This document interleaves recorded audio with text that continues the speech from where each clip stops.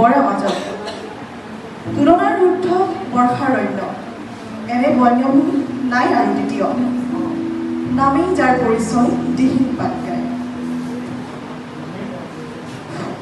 মাজনিশা সাৰ পাই শুনা পাওঁ মই বন্যভূমিৰ মৃত্যুকাতৰ চিঞৰ বাহিৰত দেখিছোঁ জোনাক ঘন কুঁৱলী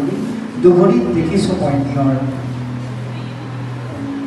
সাৰ কপোৱা পোহৰ যাৰ টিক টিক শব্দ ঘড়ীৰ কাটাৰ সাৰে থাকিলোঁ গোটেই ৰাতি পোহৰ খবৰ হ'ল নামি আহিলে সূৰুজ কিৰণ আৰু পুৱাৰ ধন সেউজীয়াৰ চালি এক স্পন্দিত ৰং মৃদু বতাহত গছৰ শিখৰবোৰ ঢৌ খাই হালে চালে যেন মায়াৰ এক আৱৰণ ধন্যবাদ